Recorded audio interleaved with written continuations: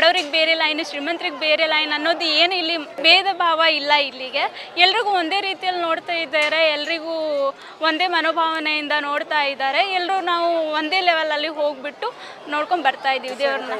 ಎಲ್ಲ ಇದರಲ್ಲಾದರೆ ತುಂಬ ಒಳ್ಳೆಯದು ಅನಿಸುತ್ತೆ. ಯಾಕಂದರೆ ತುಂಬ ಬಡವರು ಕೂಡ ಬೇರೆ ಟೆಂಪಲಲ್ಲಿ ಹೋಗ್ತಿರ್ತಾರೆ. ಇನ್ನು ಈ ಸ್ಪೆಷಲಾಗಿ ಅಧಿಕಾರಿ ಅಂತ ಸ್ವಲ್ಪ ರಿಚ್ ಆಗಿರೋರಂತೆಲ್ಲ ನೋಡ್ತಾರೆ. ಆವಾಗ ಕೆಲವ್ರು ಬಡವರಿಗೂ ಅನಿಸುತ್ತೆ, ನಮಗೂ ಈ ಥರ ಒಂದು ಇರಬೇಕಿತ್ತು, ಈ ಥರ ದುಡ್ಡು ಕೊಟ್ಟು ಹೋಗೋ ಥರ ಆಯ್ತಲ್ಲ ದೇವಸ್ಥಾನಕ್ಕೆ ಅಂತೆಲ್ಲ ಅನಿಸುತ್ತೆ. ಇಲ್ಲಿ ಆ ಥರ ಏನೂ ಇಲ್ಲ. ಇಲ್ಲಿ ಇರೋ ಥರ ಬೇರೆ ಎಲ್ಲ ದೇವಸ್ಥಾನದಲ್ಲೇ ಇರಬೇಕು ಅಂತ ನಾನು ಅನ್ಕೋತಾ ಇದ್ದೀನಿ. ಹಾಂ, ಹೌದು, 24 ಗಂಟೆ ನಾನು ಕೇಳಿರೋ ಮಟ್ಟಕ್ಕೆ ಇಲ್ಲಿ 24 ಗಂಟೆ ಊಟದ ವ್ಯವಸ್ಥೆ ಇದೆ. ತುಂಬ ಜನ ಬಡವರು ಕೂಡ ಬಂದು ಊಟ ಮಾಡ್ಕೊಂಡು ಹೋಗ್ತಾ ಇದ್ದಾರೆ. ಎಲ್ರಿಗೂ ಒಂದು ತುಂಬ ಅನುಕೂಲವಾಗಿದೆ ಅಂತ ಹೇಳ್ತಾ ಇದ್ದೀನಿ. ಪ್ರಸಾದ ಅಂತ 24 ಗಂಟೆ 24 ಅವರ್ಸ್ ಸಿಗ್ತಾ ಇದೆ. ಹಾಂ, ನೋಡಿದೆ ಗರ್ಭಗುಡಿನ. ದೇವಿ ತುಂಬ ಚೆನ್ನಾಗಿದ್ದಾರೆ. ಅಂದರೆ ನಮ್ಗೆ ಯಾವಾಗಲೂ ತುಂಬ ಕ್ರೌಡ್ ಇರೋದ್ರಿಂದ ಇಲ್ಲಿ ಆ್ಯಕ್ಚುಲಿ ಯಾವಾಗ್ಲೂ ಕ್ರೌಡ್ ಇರುತ್ತೆ ಇಲ್ಲಿ. ಹಾಂ, ವರ್ಷ ಪೂರ್ತಿ ಇರುತ್ತೆ. ಈ ನ್ಯೂ ಇಯರ್ ಆಗಿರೋದ್ರಿಂದ ಇನ್ನೂ ತುಂಬ ಚೆನ್ನಾಗಿದ್ದಾರೆ, ಡಬಲ್ ಆಗಿದ್ದಿದೆ. ಒಳಗಡೆ ಸ್ವಲ್ಪ ದರ್ಶನ ತೊಗೊಳ್ಳೋದು ಸ್ವಲ್ಪ ಕಷ್ಟನೇ ಅನ್ನಿಸ್ತಾ ಇದೆ, ಅಷ್ಟು ಜನ ಕ್ರೌಡ್ ಇರೋದ್ರಿಂದ.